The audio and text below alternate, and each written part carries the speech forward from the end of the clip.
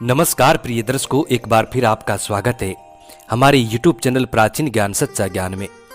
प्रिय दर्शकों, आज फिर नया वीडियो नई जानकारी लेके हम हाजिर हुए हैं। दर्शकों, आज की जो कहानी है, आज का जो हमारा प्रसंग है, श्रृंगी ऋषि की कहानी है। प्रिय दर्शकों, श्रृंगी ऋषि का जन्म कैसे हुआ? हिरण्य के गर्भ से पैदा हुआ था श्रृंगी ऋषि का जन्म, जो कि श्री राम की बहन के पति थे। प्रिय दर्शकों, श्रृंगी ऋषि के पिता का जब वीर्यपात हुआ तो उन्होंने हिरणी के साथ कुछ ऐसा किया जिसकी वजह से हिरणी के गर्भ से उनका जन्म हुआ था। प्रिय दर्शकों, आज की कहानी बड़ी मोटिवेशनल है, बड़ी रोचक कहानी है। इस कहानी को पूरा सुनिएगा। इस कहानी को सुनने के बाद आपके जन्म जन्मांतर के पाप दोष नष्ट हो जाएंगे। शास्त्रों में इस कहानी के बारे में ऐसा कहा जाता है कि जिस मनुष्य ने अपने जीवन में चाहे कितना भी गुनाह किया हो, किसी भी जीव जंतु के साथ गुनाह किया हो, चाहे वो स्त्री हो या फिर कोई अन्य जीव जंतु हो, प्रिय दर्शकों, वो सभी महापापों से छुटकारा मिल जाता है। सभी पाप दोष नष्ट हो जाते हैं और उस व्यक्ति का जीवन बड़ा सुखमयी हो जाता है, जो भी व्यक्ति इस कहानी को सुनता है। वीडियो शुरू करने से पहले जो लोग हमसे नए जुड़े हैं, वो लोग हमारे चैनल को सब्सक्राइब करें, बेल आइकन ऑन करें, अच्छे अच्छे कमेंट किया करें, ताकि हर आने वाले वीडियो का नोटिफिकेशन सबसे पहले आपको मिले और प्रिय दर्शकों, आप उसका फायदा उठा सकें। शुरू करते हैं प्रिय दर्शकों आज की ये प्यारी सी कहानी, ये प्यारा सा वीडियो। प्रिय दर्शकों, शास्त्रों में ऐसा लिखा गया है कि श्रृंगी ऋषि के नाम से पूर्व में दो ऋषि हुए थे। पहले रामायण काल में हुए थे और दूसरे महाभारत काल में हुए थे। दोनों ही एक महान और सिद्ध ऋषि थे। दोनों ही यज्ञ हवन के कार्यों में दक्ष और पुरोहित थे। अब इनके बारे में विस्तार से हम जानते हैं। प्रिय दर्शकों, सबसे पहले हम आपको बताते हैं कि रामायण काल में जो श्रृंगी ऋषि हुए थे उनके विषय के बारे में, जो कि भगवान श्री राम के बहन के पति बने। प्रिय दर्शकों, रामायण काल के श्रृंगी ऋषि, इन्हें सृष्य श्रृंग भी कहा जाता है। प्रभु श्री राम की एकमात्र बड़ी बहन थी शांता, और शांता का विवाह महर्षि विभांडक के पुत्र श्रृंग ऋषि से हुआ। प्रिय दर्शकों, एक दिन जब विभांडक नदी में स्नान कर रहे थे, तब नदी में ही उनका वीर्यपात हो जाता है और उस जल को एक हिरणी ने पी लिया था, जिसके फलस्वरूप श्रृंगी ऋषि का जन्म हुआ था। एक बार एक ब्राह्मण अपने क्षेत्र में फसल की पैदावार के लिए मदद मांगने के लिए राजा रोमपद के पास गया, तो राजा ने उनकी बात पर ध्यान नहीं दिया। अपने भक्त की बेइज्जती पर गुस्साए इंद्रदेव ने बारिश नहीं होने दी, जिस वजह से अकाल पड़ गया, सूखा पड़ जाता है। तब राजा ने श्रृंगी ऋषि को यज्ञ करने के लिए बुलाया और यज्ञ के बाद भारी वर्षा हुई।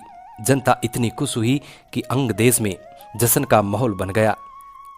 तभी वर्षणी और रोमपद ने अपनी गोद ली हुई बेटी शांता का हाथ श्रृंगी ऋषि को देने का फैसला किया। प्रिय दर्शकों, राजा दशरथ और उनकी तीनों रानियां इस बात को लेकर चिंतित रहती थी कि पुत्री नहीं होने पर उत्तराधिकारी कौन होगा। इनकी चिंता दूर करने के लिए ऋषि वशिष्ठ सलाह देते हैं कि आप अपने दामाद श्रृंग ऋषि से पुत्रोष्टि यज्ञ करवाएं, इससे पुत्र की प्राप्ति होती है। दशरथ ने उनके मंत्री सुमंत की सलाह पर पुत्र कामेष्टि यज्ञ में महान ऋषियों को बुलाया। इस यज्ञ में दशरथ ने श्रृंगी ऋषि को भी बुलाया था। प्रिय दर्शकों, श्रृंगी ऋषि एक पुण्य आत्मा थे तथा जहां वे पांव रखते थे वहां यश होता था। सुमंत ने श्रृंग को मुख्य सत्विक बनने के लिए कहा। दशरथ ने आयोजन करने का आदेश दिया। सबसे पहले तो श्रृंगी ऋषि ने यज्ञ करने से इनकार कर दिया, लेकिन बाद में शांता के कहने पर श्रृंगी ऋषि ने राजा दशरथ के लिए पुत्रेष्टि यज्ञ करने के लिए तैयार हो गए थे। कहते हैं कि पुत्रेष्टि यज्ञ कराने वाले का जीवन भर का पुण्य इस यज्ञ की आहुति में नष्ट हो जाता है। इस पुण्य के बदले ही राजा दशरथ को पुत्रों की प्राप्ति हुई थी। राजा दशरथ ने श्रृंगी ऋषि को यज्ञ करवाने के बदले बहुत सा धन दिया, जिससे श्रृंगी ऋषि के पुत्र और कन्या का भरण पोषण हुआ। और यज्ञ से प्राप्त खीर से राम, लक्ष्मण और भरत शत्रुघ्न का जन्म हुआ।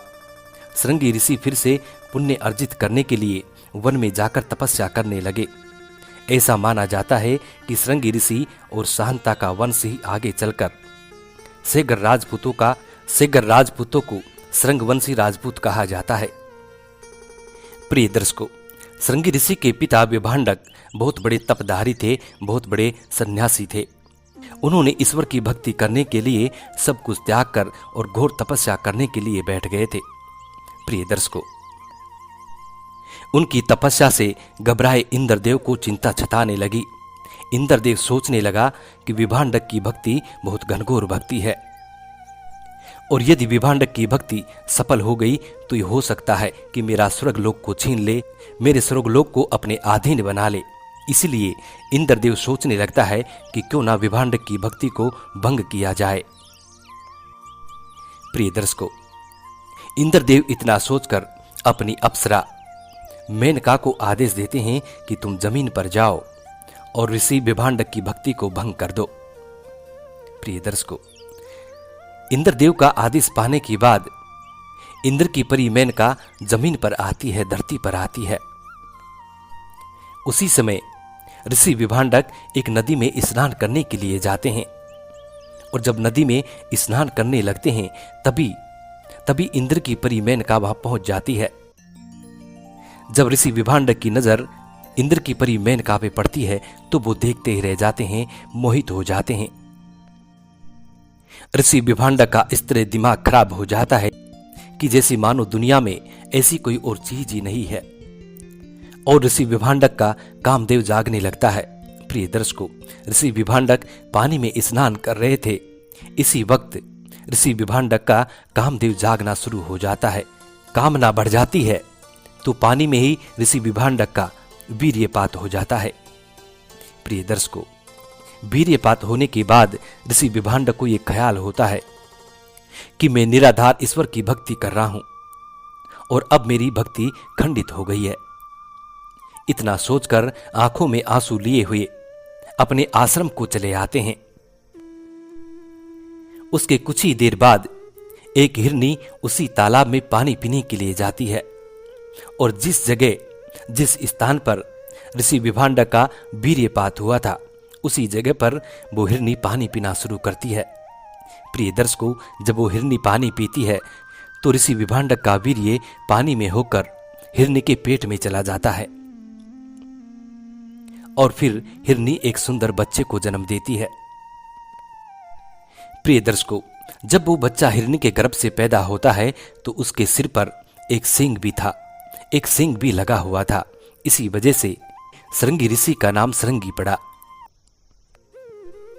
प्रिय दर्शकों, ये थी रामायण काल के श्रृंगी ऋषि की जन्म की कथा। अब आपको सुनाते हैं कि महाभारत काल में भी एक श्रृंगी ऋषि हुए थे, उनके बारे में। प्रिय दर्शकों, महाभारत काल के श्रृंगी ऋषि पांडवों के स्वर्गारोहण के बाद अभिमन्यु के पुत्र परीक्षित ने शासन किया। उसके राज्य में सभी सुखी और प्रसन्न थे। प्रिय दर्शकों, एक बार राजा परीक्षित शिकार खेलते खेलते बहुत दूर निकल गए। प्रिय दर्शकों, राजा परीक्षित शिकार के लिए बहुत भटके लेकिन कहीं शिकार नहीं मिला। अंत में वे प्यास बुझाने के लिए भटकते हुए ऋषि समीक के आश्रम में पहुंच जाते हैं, जहां पर ऋषि समाधि में लीन थे। राजा ने ऋषि से कहा कि हमें प्यास लगी है, हमें पानी चाहिए, लेकिन ऋषि तो समाधि में थे। राजा परीक्षित ने कई बार ऋषि से पानी मांगा, लेकिन ऋषि ने कोई जवाब नहीं दिया। उस वक्त राजा के मुकुट में कलयुग बैठा था। प्रिय दर्शकों, ऐसा कहा जाता है कि उस वक्त राजा को क्रोध आया और उन्होंने उनका वध करने के लिए धनुष पर बाण चढ़ा दिया, लेकिन संस्कारवश उन्होंने खुद को ऋषि की हत्या करने से रोक लिया।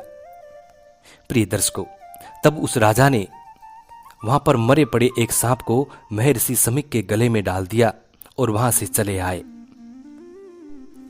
प्रिय दर्शकों, उस वक्त समी ऋषि का किशोर पुत्र श्रृंगी एक नदी में स्नान कर रहा था। उसके साथियों ने उसे बताया कि किस तरह राजा परीक्षित ने उनके पिता के गले में एक मरा हुआ सांप डाल दिया है। श्रृंगी को क्रोध आया और वे नदी से अंजुलि में जल भरकर राजा को श्राप देता है कि आज से 7वें दिन उस राजा को तक्ष नाम का सांप डसेगा और वे मर जाएगा। प्रिय दर्शकों, अब कुछ समय निकलने के बाद समीक ऋषि की समाधि खुलती है तो वे पूछते हैं कि ये सांप कहाँ से आया। फिर उन्हें उनका पुत्र श्रृंगी ऋषि सारा किस्सा बताता है। ये सुनकर समीक ऋषि अपने पुत्र से कहते हैं कि तुमने बिना जाने ही उन्हें दंड दे दिया। वत्स, तुमने एक छोटी सी भूल के लिए इतना भयानक श्राप दे दिया है। वे राजा वैदिक ऋषियों की रक्षा करने वाला है और आर्य धर्म का प्रजा को संरक्षण देने वाला है। उसके मर जाने से राज्य में अत्याचार और अनाचार बढ़ेगा और इस घोर पाप का दोष तुम्हें ही लगेगा।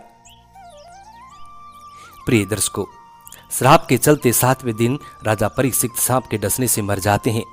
राजा परीक्षित की मृत्यु का कारण जब उनके पुत्र को अजन्मेय को पता चला तो उन्होंने संकल्प लिया कि मैं एक ऐसा यज्ञ करूंगा जिसके चलते सभी नाग जाति का समूल नाश हो जाएगा। प्रिय दर्शकों, जन्मेजय के यज्ञ के चलते एक एक करके सभी नाग यज्ञ की शक्ति में खींचकर उसमें भस्म हो जाते हैं। ऐसा कहा जाता है कि कद्रु और कश्यप के पुत्र वासुकी की बहन देवी मनसा ने नागों की रक्षार्थ जन्म लिया था। अधिकतर जगहों पर मनसा देवी के पति का नाम ऋषि जरकतारु बताया गया है और उनके पुत्र का नाम आस्तिक है, जिसने अपनी माता की कृपा से सर्पों को जन्मेज के यज्ञ से बचाया था। प्रिय दर्शकों, ये थी श्रृंगी ऋषि की कुछ रोचक बातें, जो एक श्रृंगी ऋषि महाभारत काल में हुआ और दूसरा रामायण काल में हुआ था। प्रिय दर्शकों, हम उम्मीद करते हैं कि आज का ये वीडियो आप लोगों को बेहद पसंद आया होगा और इस जानकारी से आप ढेर सारे लाभ उठाएंगे। मिलते हैं प्रिय दर्शकों आने वाले नेक्स्ट वीडियो में। तब तक अपना ख्याल रखें। जी नमस्कार, धन्यवाद।